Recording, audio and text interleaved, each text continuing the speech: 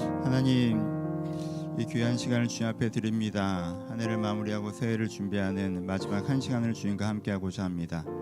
하나님, 이 시간 저희 한 사람 한 사람 가운데 찾아오셔서 저 마음이 주님 앞에서 돌아봐지는 시간이 되게 하시며, 저희가 올해 놓고 가야 되는 것을 놓고 가고 가져가야 되는 것을 가져가며 하나님 앞에서 새로운 한 해를 시작하는 귀한 시간 되게 하여 주옵소서. 주님께 예배의 시간 은혜 주길 기대하며 살아계신 예수님의 이름으로 기도합니다. 아멘. 말씀은 제가 한 구절만 읽어드리고 시작하겠습니다. 디모데후서 4장 7절입니다. 자, 읽어드립니다. 나는 선한 싸움을 싸우고 나의 달려갈 길을 마치고 믿음을 지켰으니 라는 말씀입니다. 안녕하세요. 한 해 마지막 한 시간 하나님과 함께 쓰시기로 결정하신 건 참 잘하셨습니다. 이 한 시간 여러분들에게 한 해가 정돈되어지고 새해가 준비되어지는 귀한 시간이었으면 좋겠습니다.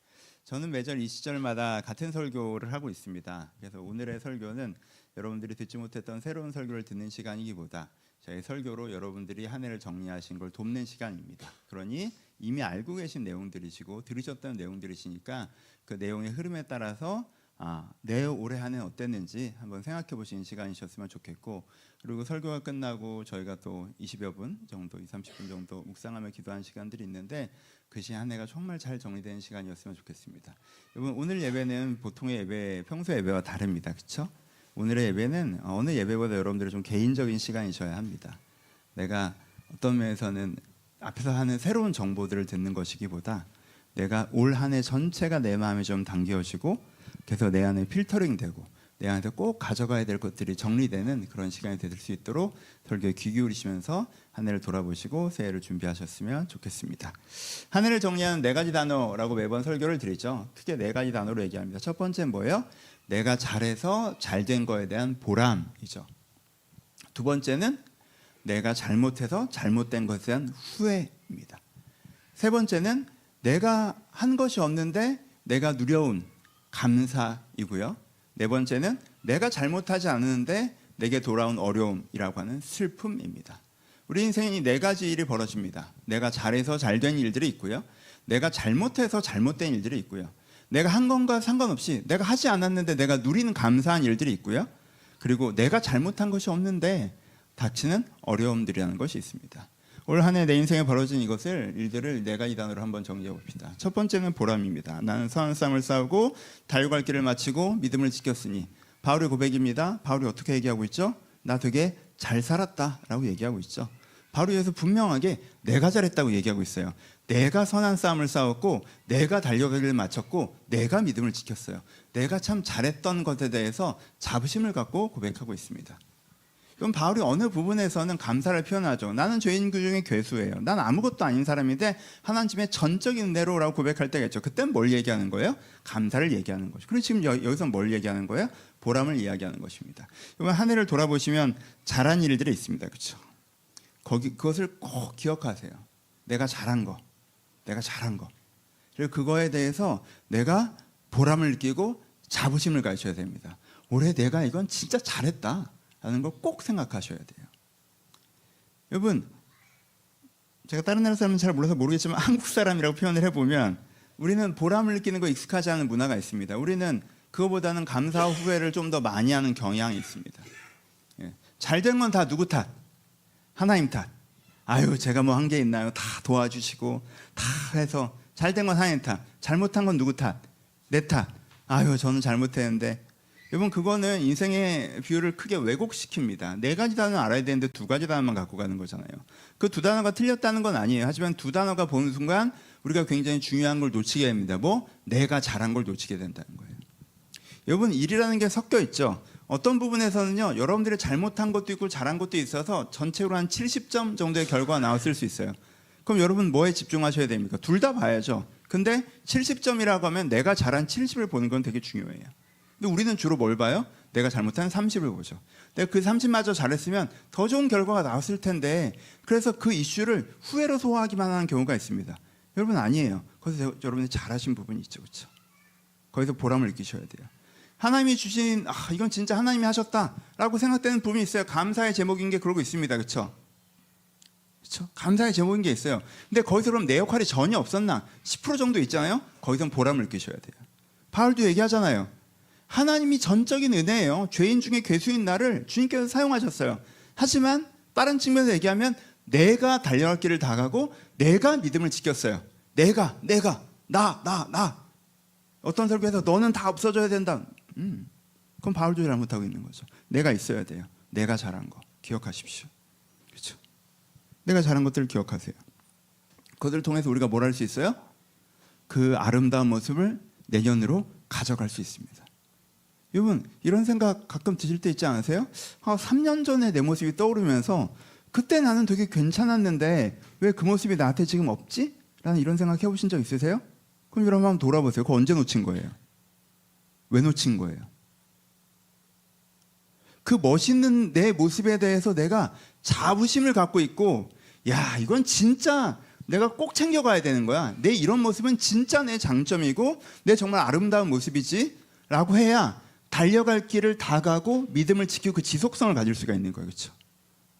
그럼 여러분 몇 년 전에 내가 갖고 있었던 되게 멋있는 모습이 있었는데 정확한 사건 사고도 없었는데 그 모습을 잃어버렸다? 그냥 어디서 놓쳤다? 그건 여러분들 그걸 소중히 여기지 않은 거죠. 그러니 올해 여러분들이 잘하는 걸 이따 묵상하는 시간에 꼭 생각하세요.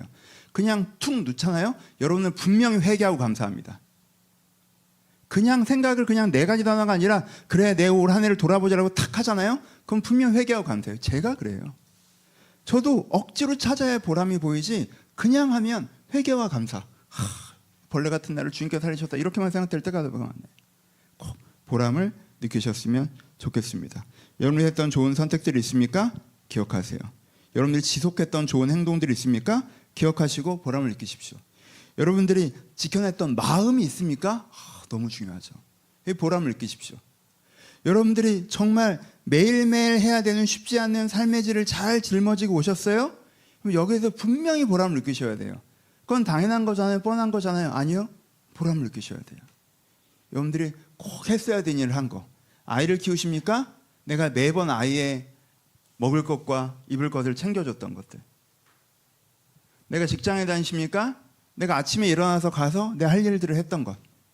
여러분 그것이 여러분들의 삶을 지켰고 여러분들 주변 사람들을 지켰습니다. 그럼 여러분 그것에 대해서도 분명히 보람을 느끼셔야 합니다. 그렇죠? 첫 번째 내가 잘했던 것입니다. 두 번째 무엇입니까? 후회입니다. 내가 잘못한 것입니다. 자, 구절 한 장 읽어드릴게요. 그가 저주하고 맹세하여 이르되 나는 그 사람을 알지 못하니라 하니 곧 닭이 울더라.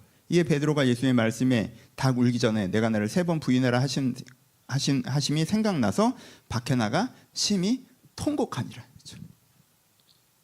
여러분 베드로가 다른 사람들보다 더 심각하게 예수님을 부인했죠. 그렇죠? 여기서는 저주하고 맹세하여라는 표현이 나와요. 그렇죠? 그러니까 예수님을 저주했어요. 자기가 바로 몇 시간 전에 전 그런 사람이 아닙니다라고 했는데 여기서 베드로가 그렇게 얘기했단 말이에요. 이게 베드로가 이 자기가 예수님을 저주한 거에 대해서 어떻게 합니까? 조금 있다가 통곡하죠. 되게 잘하는 거죠, 여러분. 이게 뭐예요? 후회죠. 자기의 수치스러운 모습을 직면한 거죠. 후회하는 거예요. 그렇죠? 여러분 이 후회가 여러분들에게 꼭 필요합니다. 여러분 제자들 중에 그런 사람들이 없었겠지만 그땐 내가 도망갈 만했지 라고 생각하는 사람이 있었다면 그 사람과 지금 예수님을 어떤 면에서 더 큰 잘못을 했지만 저주까지 하고 통곡하는 베드로와 어떤 사람이 더 인생에서 한 걸음 더 앞서 나갈까요? 후회하는 사람입니다. 후회하셔야 됩니다. 여러분 내가 잘못한 게 있어요. 여러분 올해 분명히 잘못이란 걸 하셨어요. 분명히 잘못하셨어요. 그렇죠? 사실은 그게 후회돼요. 사실을 직면하면 이건 이불킥이야. 잠이 안 올 거야. 부끄러워. 수치스러워. 여러분들이 잘못했다고 그거. 여러분들이 잘못해서 엉켜진 거야. 그건 분명히 여러분들 때문이에요. 내가 잘못해서 된 일이라고. 내 영혼이 떨어진 거, 내 상황이 엉킨 거, 내 관계가 무너진 거에 내가 잘못한 게 있어. 그걸 잊어버리시면 안 돼요, 여러분. 외면하시면 안 됩니다. 합리화하시면 안 돼요. 외면하고 합리화하잖아요? 그럼 그게 여러분들 내면에 스며들어갑니다, 오히려. 그걸 쳐다보면 수치스러운 감정이 들어오고 막 잠이 안 오고 너무 부끄러우니까 혼자서 생각해도 너무 부끄럽잖아. 그러니까 그걸 외면해요. 그리고 합리화합니다. 아, 내가 그럴만했어. 그냥 나도 놀랐으니까 도망갔지. 갑자기 물어보니까 저주한 거지. 아, 그래서 깜짝 놀라서 그런 거라고. 내가 그거 갖고 진심은 아니었다는 걸 예수님이 다 아시는 거야. 합리화잖아요. 그러면요, 그게 여러분한테 스며들어가요. 그래서 내 내면에서 뭘 형성합니까? 내가 내 잘못을 외면하고 합리화하는 사람은 내가 내 자신을 생각할 때 자기 자신에 대한 실망감이 이렇게 어두운 화면처럼 번져 있어요. 어두운 배경색처럼. 자기 자신에 대한 실망감. 그리고 낮은 자존감. 난 사실 좀 별로인 것 같아. 실망감과 연결되는 거죠. 후회하지 않는 사람이 그 후에 그 얘기를 하면 합리화하고 외면하기 때문에 그걸 넘어갔지만 사실은 그것이 내 내면에 스며들어와서 낮은 자존감과 자신에 대한 실망감과 용기 없음과 또 무엇이 있는 줄 아십니까? 같은 실수를 반복함이 있습니다. 그렇죠? 합리하고 외면했기 때문에 그 사람은 자기가 사실은 후회하는 걸 마음으로 품은 거예요. 그래서 그 사람은 같은 실수를 반복합니다. 여러분 잘못했다고 생각하십니까? 깊이 후회하셔야 됩니다. 그러니까 자책이랑 후회랑 다른 거 아시죠? 자책은 자기 정죄예요. 자기가 자기를 계속 비난하는 거예요. 그건 별로 도움 안 돼요. 후회하셔야 돼요. 후회는 뭐예요? 아, 내가 왜 그랬지? 이게 후회예요. 이런 멍청한 놈, 이건 자책이고, 후회. 내가 왜 그랬지? 내가 미쳤구나. 내가 그때 도대체 왜 그런 걸까? 난 왜 그랬을까? 이런, 내가 또 그러면 사람이 아니다. 누워서 그걸 하셔야 돼요. 자기 정죄를 하지 마시고 자책을 하지 마시고. 자책은 의미가 없어요. 그 톤 차이를 아시겠죠? 자책과 후회는 한 끗 차이인데 사탄은 여러분들 후회하려고 하잖아요. 그럼 계속 자책으로 끌고 갈 거예요. 자책해서 뭐 하려고. 이미 지나간 일인데. 그건 의미가 없어요. 후회를 하셔야 돼요. 내가 도대체 왜 그랬을까? 내가 또 그러면 사람이 아니다. 후회를 하셔야 돼요. 후회를 깊이 하면 어떻게 됩니까? 그 잘못과 내가 분리됩니다. 이것은 내가 아니라 내 속에 거하는 죄라. 그렇죠? 그리고 뭐가 돼요? 바닥을 찍습니다. 아, 여기서부터 이제 안 그러는 방향으로 일어날 수가 있어요. 깊이 후회하세요. 합리화하는 사람, 외면하는 사람, 자책하는 사람은 같은 실수를 반복하면서 계속해서 자기 자신에게 스스로 실망하게 됩니다. 그렇죠? 그래서 사실은 전반적으로 보면 그보다 더 괜찮은 사람인데 후회를 직면하지 않았기 때문에 가슴속 깊이 해서 자기 평가가 낮아져요. 여러분 올해 잘못한 거 기억하셔야 돼요.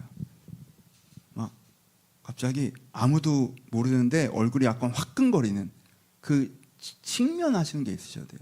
그리고 후회하세요. 여러분들이 잘못 선택한 것이 있습니까? 꾸준히 이어온 죄의 습관이 있습니까? 꾸준히 미뤄온 해야 할 일이 있습니까? 부주의함이 있습니까? 어리석음이 있습니까? 게으름이 있습니까? 조급함이 있습니까? 내가 그래서 후회하셔야 돼요. 깊은 후회 가운데 여러분들 이 후회의 거리를 올해 놓고 가셨으면 좋겠습니다. 세 번째는 감사하셔야 됩니다. 감사는 무엇입니까? 내가 하지 않았는데 내게 일어난 좋은 일들입니다. 그렇죠? 내가 하지 않았는데 나에게 일어난 좋은 일들. 여러분 이것은 너무 멀리 가지 맙시다. 이렇게 진짜 여러분 내가 감사한 일들을 너무 깊고 넓게 가면 아침 해가 뜨고 저녁에 노을까지 감사해야 되잖아요. 그건 근데 올해 일어난 일을 구별하는 건 아니에요. 그렇죠? 좁히세요. 그거보다는 한 해를 정리할 때. 이거는 내가 한 게 아닌데 나한테 선물로 주어진 거야 라는 좀 더 특정적인 것들. 여러분들에게 주어진 사람, 그 사람이 나에게 그러지도 않아도 되는데 나에게 베풀어지는 호의와 따뜻함. 내가 사람이라는 선물을 받았다. 내가 기회라는 선물을 받았다. 내가 도움이라는 선물을 받았다. 내가 행운이라는 선물을 받았다. 내가 나아짐이라는 선물을 받았다. 혹은 하지만 이 찬양의 가장 핵심 은혜라는 선물을 받았다. 내가 하나님께 주는 은혜가 아니셨으면 올해 내가 이렇게 제대로 정신 차리고 살아낼 수 없었는데 내가 은혜라는 선물을 받았다. 너무 감사하다. 하나님 당신이 나에게 선물이었습니다. 은혜가 나에게 선물이었습니다. 하나님의 선하심과 인자하심, 하나님이 인도해 주신 게 나에게 선물이었습니다. 하나님이 보호해 주신 것이 나에게 선물이었습니다. 여호와께 감사하라. 그는 선하심과 인자하심이 영원함이로다. 내가 하지 않았는데 나에게 일어난 아름다운 것들에 대해서 감사하셔야 됩니다. 99% 하나님께 감사하십시오. 그리고 생각해 보시면 사람에게 감사할 것도 있으실 거예요. 오늘 떠올리셔야 됩니다. 오늘 세상에 감사할 것도 있으실 거예요. 그거 하나님이길 수도 있겠지만 그것도 떠올리셔야 돼요. 그리고 그 사람과 그 세상에 감사하는 마음을 가지시는 것이 좋습니다. 우리가 감사의 마음을 가질 때 어떻게 됩니까? 우리가 겸손해집니다. 그렇죠? 내가 보람으로 모든 것을 오해하면 내가 다 잘했다고 생각하는 순간 그 사람은 교만해질 수 있겠죠. 하지만 내 인생에 좋은 일이 100이 있었는데 30은 내가 한 것이고 70은 하나님이 하신 것이다 라는 걸 깨닫는 순간 그 사람은 겸손해집니다. 그리고 넉넉해집니다. 내가 받은 것이 많잖아요. 그러면은 주는 마음이 생깁니다. 그렇죠? 거저 받았으니 거저 줄 수 있는 마음이 생기죠. 인색함이 사라집니다. 내가 열심히 해서 내가 잘해서 다 했다고 생각하는 사람은 야 너도 네 인생 똑바로 살아라고 얘기하게 돼요. 냉정해지죠. 차가워지는 부분이 있습니다. 내가 혹시 그렇다면 내가 감사를 잃어버려서 그런 건 아닌지 생각하셔야 돼요. 내가 다 한 사람이라면 타인에게 그렇게 말할 수 있지만 내가 많은 것을 받아 이 자리에 있다면 내가 그에게 베풀 수도 있겠죠. 넉넉함이 생깁니다. 그리고 무엇이 생깁니까? 따뜻함이 생깁니다. 따뜻함이 주는 낙관이 생겨요. 여러분, 내가 나 혼자 잘해서 여기까지 왔다라고 생각하는 사람의 어깨에 긴장감이 풀어질 수가 없습니다. 왜요? 내년도 정신 똑바로 차리고 살아야 될 거 아니에요. 내가 다 하는 건데. 근데 이것을 나 혼자 하는 것이 아니라 내 인생을 내가 나 혼자 살아가는 것이 아니라 하나님과 함께 살아가며 내가 30%라면 하나님께는 70%를 하신다는 걸 내가 알면 내가 뭐가 생겨요? 여유가 생겨요. 낙관이 생겨요. 마음이 따뜻해진다는 거예요.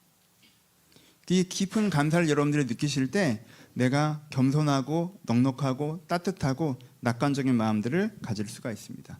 그렇게 여러분들 가운데 감사의 제목들을 꼭 생각해 보셨으면 좋겠습니다. 네 번째는 슬픔입니다. 내 눈이 눈물에 상하며 내 창자가 끊어지며 내 간이 땅에 쏟아졌으니 이는 딸 내 백성이 패망하여 어린 자녀와 젖먹 있는 아이들이 성 길거리에서 기절함이로다. 예레미야가 2장 11절 말씀입니다. 여러분, 예레미야는요 잘못한 게 하나도 없었어요. 예레미야는 신실하게 하나님을 믿고 있었습니다. 근데 예레미야 빼고 나머지 주변 사람들이 다 잘못했죠. 예레미야가 그렇게 그러지 말라고 그랬어요. 제발 좀 그러지 말라고 몇 년을 얘기했습니다. 근데 결국 아무도 들어먹지 않았죠. 그러면 그들의 잘못의 결과는 그들에게만 돌아와야겠죠. 하지만 예레미야와 이들은 연결돼 있죠. 같은 성에 살고 같은 공동체이며 같은 대상을 사랑합니다. 예레미야는 그 사람들을 사랑해요. 예레미야도 이 나라의 한 명의 시민입니다. 그러니까 예루살렘 성이 무너질 때, 그래서 죄 없는 어린 자녀들과 젖먹이들이 길거리에서 기절하는 것을 볼 때 예레미야가 이것에 가장 그래 나쁜 니들 부모 오케이. 근데 이 아이들이 부모들의 죽음 앞에서 갈 곳을 잃은 현장을 보면서 뭐라고 표현해요? 내 창자가 끊어지며 내 간이 땅에 쏟아진다고 표현하죠. 그러니까 여기가 찢어져서 내 장기가 쏟아져 나오는 것 같은 고통을 내가 느낀다고 얘기해요. 그렇죠? 우리가 뭔가 슬퍼서 너무 슬퍼서 이게 애간장이 끓고 뭐 창자 끊어지는 것 같은 그런 표현들을 하잖아요. 예레미야 그런 표현들을 하는 너무 깊은 슬픔에 대해서 얘기해요. 얘기하다 보니까 너무 과한 본문이다. 예, 우린 그 정도는 아니지. 슬픔은 나와 상관없이 닥쳐오는 안 좋은 일입니다. 그렇죠? 올 한 해를 돌아보시면 여러분들이 잘못하지 않았는데 여러분들에게 생긴 안 좋은 일들이 있을 것입니다. 여러분 인생에 여러분들이 잘못하지 않았는데 여러분에게 생긴 안 좋은 일들이 있을 것입니다. 그에 대해서 외면하지 않으셔야 됩니다. 마찬가지예요. 내가 후회를 외면해도 내 마음 한쪽에 스며드는 것처럼 슬픔을 외면해도 그것이 내 마음에 스며들어 버립니다. 후회가 스며들면 자기 자신은 실망감과 낮은 자존감이 되죠. 슬픔이 스며들면 우울이 됩니다. 세상이 잿빛으로 바뀌어요. 그래서 내 안에 감사의 일들이 보여도 그것이 제대로 보이지 않고 내 안에 모든 것이 슬픈 것인 것처럼 갑자기 회색 안경, 회색 렌즈가 내 눈을 가려버릴 수 있습니다. 그럼 여러분 슬픔에 어떻게 하셔야 됩니까? 외면하지 않고 직면하셔야 됩니다. 나에게 내가 잘못하지 않았는데 이런 어려움이 생겨서 내가 슬프다는 것. 이거 여러분들이 직면하셔야 돼요. 두 번째, 슬픔에서 자책까지 않으셔야 됩니다. 슬픈 일이 생기면 내 안에 어떤 마음이 생겨요? 그 일이 일어나지 않았으면 좋았을 뻔했다라는 마음이 생기죠. 그러니 그 일이 일어나지 않았으면 좋았을 뻔했다는 마음이 생기면 그 다음에 어떻게 합니까? 그 일이 일어나는데 내가 했던 작은 행동 하나, 내가 그때 그 행동을 안 했다면 그 일이 안 일어났을 텐데 라는 상상력으로 돌아갑니다. 그렇죠? 그건 마치 내가 쿠팡에 물건을 시키고 물건이 도착했는데 배송기사님이 안 오셨으면 실수하셨으면 내가 이 물건을 안 받을 수 있었을 텐데라고 얘기하는 것과 비슷한 인과과정이에요. 그 일이 실제 벌어지는 거에 있어서 여러분의 행동이 결정적이었다면 후회죠. 그건 여러분들 후회하셔야죠. 근데 사실은 그 일이 벌어지는데 내가 결정적인 걸 한 게 없어요. 내가 인과과정 가운데 작은 역할 하나를 했다고 해서 내가 그걸 안 했다면이라고 생각하는 건 그건 후회가 아니라 그건 자책이고 어리석은 것입니다. 내가 잘못하지 않았는데 이런 일이 벌어졌다. 예레미야가 여기서 내가 조금 더 열심히 설교를 했었더라면, 내가 한 번이라도 더 가서 그들을 매달 붙잡고 한 번 더 권면했었더라면 그럼 이 일은 일어나지 않지 않았을까라고 생각하는 건 어리석은 것이에요. 그런 식으로 생각이 흘러가는 건 아무런 도움도 되지 않습니다. 그것은 진실을 왜곡하는 거에 지나지 않아요. 그건 이런 일이 일어나지 않았으면 좋았겠다라는 마음이 너무 커져서 갖게 되는 상상력에 지나지 않습니다. 그리로 가지 마십시오. 이건 내가 잘못한 게 아닌데 벌어진 슬픈 일이에요. 그걸 인정하셔야 돼요. 세 번째, 원망하지 않으셔야 됩니다. 어떻게 나한테 이런 일이 일어날 수 있어요? 이건 난 너무 부당하고 억울해요. 이런 일이 안 일어나야 되잖아요. 여러분, 그런 감사도 포기하셔야 돼요. 감사는 좋고 슬픔은 싫다. 그렇게는 잘 안 됩니다. 여러분 인생에 여러분들이 하지 않은 좋은 일들이 혜택을 여러분들이 받듯이 여러분 인생에 때로 여러분들이 하지 않은 나쁜 일들의 피해를 여러분들이 받습니다. 그런 일들이 우리 삶 가운데 벌어집니다. 그게 사실이에요. 여러분들 그 사실을 보면서 살아오셨어요. 갑자기 그 사실이 나의 것이 되었다고 해서 세상 없어야 되는 일이 처음 벌어지는 것처럼 반응하시면 안 됩니다. 사람은 누구나 이 공동체, 사회 일원으로 살아가면서 내가 하지 않는 잘못에 피해를 겪고 살아갑니다. 그렇죠? 우리가 지금 가슴 아파하는 일들 중에 누가 잘못해도 그 일을 겪습니까? 아무도 잘못하지 않는데 그 일이 벌어졌잖아요. 아니요. 거기에 피해를 보신 분들의 얘기. 너무 슬픈 일이죠. 슬픈 일들이 벌어진다는 거예요. 그러니까 어떻게 하셔야 돼요? 슬픔을 받아들이셔야 돼요. 슬픔을 인정하셔야 돼요. 근데 여기 두 가지 결이 있습니다. 내가 이 슬픔의 크기가 웬만할 때는 슬픔을 직면하고 받아들이고 내가 그 슬픔에 스스로 울 수 있고 울어줄 수 있으면 그 슬픔을 나에게서 떠나보낼 수 있어요. 내가 충분히 슬퍼하는 것만으로 그 슬픔을 나에게서 보내줄 수 있습니다. 내가 슬픔을 외면하고 있는 동안 내 안에 한 구석에서 머물렀던 슬픔이 내가 그 슬픔을 직면하고 충분히 슬퍼함으로써 그 슬픔으로부터 벗어날 수 있다는 거예요. 사이즈가 웬만할 때. 보통 여러분들의 인생에 일어난 평범하게 슬픈 일들은 충분히 슬퍼하는 것만으로도 어느 정도 해결될 수 있습니다. 근데 큰 일이 있어요. 이건 너무 커, 슬픔이. 그러면 슬픔을 직면하고 내가 슬퍼하는 것으로 그 슬픔이 나를 떠나서 흘러가지 않아요. 그렇죠? 그러니까 이만한 뭐 계곡이 있으면 웬만한 것들은 슬픔이 울어주는 것으로, 눈물의 계곡으로 그 슬픔을 떠내려갈 수 있는데, 이따만한 바위가 오면 안 떠내려간다는 거예요. 이게 아무리 내가 울어도 슬픔을 직면해도 안 돼요. 그때 뭐가 필요해요? 위로가 필요합니다. 그땐 위로를 구하셔야 돼요. 사람의 위로를 구하세요. 여러분들 위로해 줄 사람들을 찾으십시오. 그 슬픔을 나 혼자 끌어안고 있지 마세요. 그렇게 해결 안 돼요. 그거 끌어안다가 해결이 안 되면 사람이 어디로 가요? 자책으로 가고 원망으로 가고 외면으로 가고. 직면했는데 해결이 안 되니까 좀 울다가 다시 자책으로 가고 원망을 하고 외면을 가고. 이거 세네 바퀴 돌면요, 여러분 우울해지십니다. 그 슬픔에 빠지게 돼요. 그러니 어떻게 하셔야 돼요? 내가 슬퍼함으로 떠나볼 수 없는 것에 대해서 어떻게 하셔야 돼요? 위로를 구하셔야 돼요. 사람의 위로를 구하시고 무엇보다 하나님의 위로를 구하십시오. 하나님께서 예레미야를 위로하셨습니다. 예레미야 애가는 예레미야가 하나님 앞에서 우는 책입니다. 그리고 하나님이 그를 위로하시죠. 그의 슬픔에 공감하시고 안타까워하시고 또 소망을 주심으로 그를 위로하셨습니다. 여러분 인생의 슬픈 일들에 위로 받으셔야 합니다.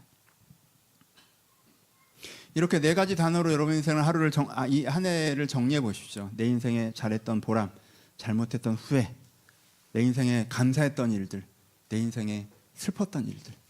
여러분의 한 해를 정리해 보십시오. 사람마다 매해 이게 다릅니다. 어떤 사람은 올해 내가 잘한 게 많을 수 있어요. 그럼 거기 집중하시면 돼요. 올해는 여러분 슬픈 일이 많으실 수 있습니다. 거기 집중하시면 돼요. 올해는 감사한 일이 많을 수 있죠. 그럼 거기 집중하시면 돼요. 왜 후회되는 일이 많으십니까? 거기 집중하셔도 돼요.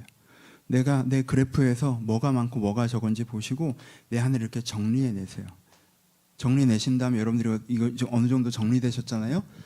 내가 올해 이런 한 해를 살았구나 라고 하면 이것을 여러분들이 다시 내 단어에 담아내셔야 됩니다. 내 단어는 뭐 이건 간단하게 내일을 향한 단어죠. 새해를 향한 단어예요.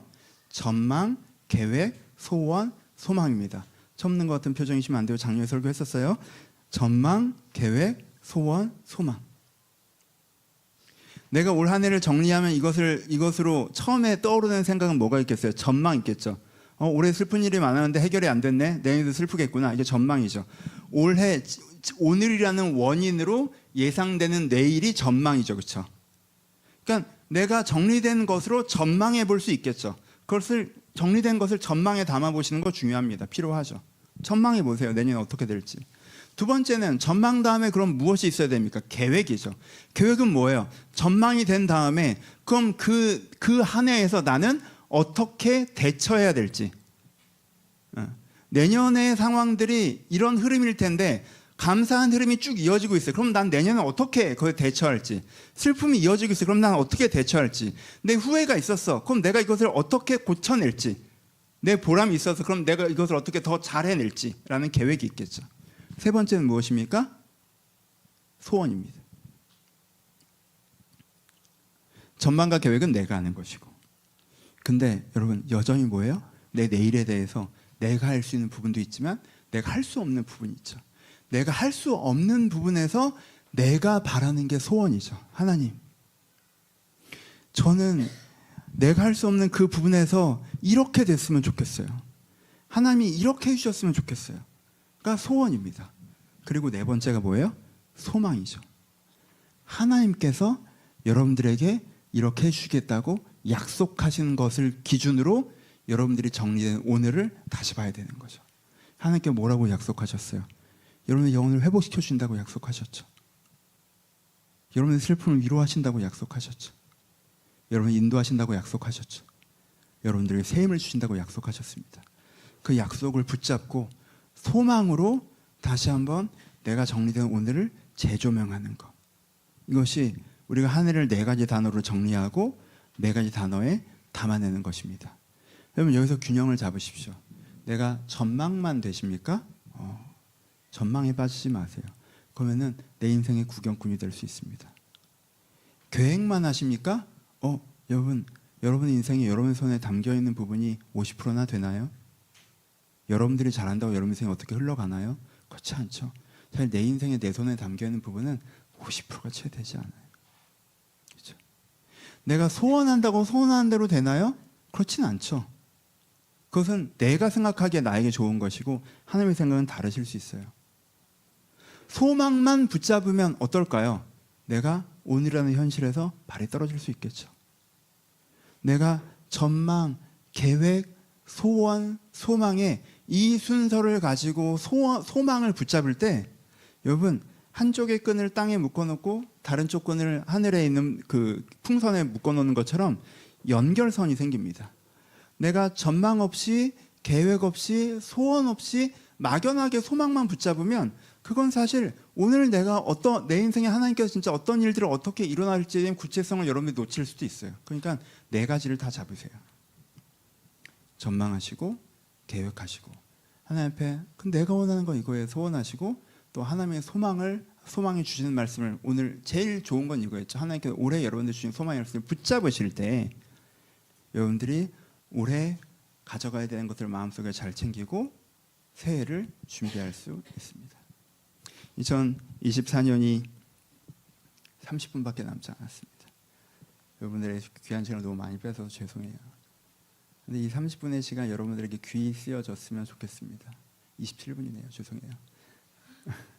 귀히 쓰여졌으면 좋겠습니다. 우리가 한 20여 분 정도 묵상하고 기도하시고 마지막 5분 되면 제가 우리 기도하자고 얘기하면 여러분들이 정리된 내용을 가지고 한 절에 한번 기도하시고 새해를 맞이할 거예요. 여러분 우리 하나님과 함께 뒤에 불을 좀 꺼주시고요. 하나님과 함께 기도로 한 해를 마무리해 봅시다. 하나님과 함께 다 꺼주세요. 하나님과 함께 다 됐어. 오케이. 하나님과 함께 이 시간, 이 밀도 있는 시간, 이 소중한 시간을 보내셨으면 좋겠어요. 그냥 천천히 한번 생각해 보세요. 처음 5분, 10분은 눈을 안 감으셔도 돼요. 핸드폰 메모장을 펼치셔도 돼요. 내 오늘 할 거 어땠나? 빨리 말을 하지 않으시는 걸 오히려 추천드려요. 막 기도를 뱉으시기보다 일단 천천히 묵상해 보세요. 내일 올 한 해가 어땠나? 뭐가 먼저 떠오르십니까? 슬픔의 한 해였습니까? 감사의 한 해였습니까? 보람의 한 해였습니까? 후회의 한 해였습니까? 떠오르는 단어에서부터 내 인생을 정리해 나가시면서 하나님 제가 이러했습니다 하고 회개할 것은 회개하시고 감사할 것은 감사하시고 위로를 구하신다면 위로를 구하시고 주 앞에 칭찬을 구하면 칭찬을 구하시면서 여러분들의 올 한 해를 가지고 하나님과 대화하는 시간이었으면 좋겠습니다. 묵상하며 고백하며 함께 기도하도록 하겠습니다.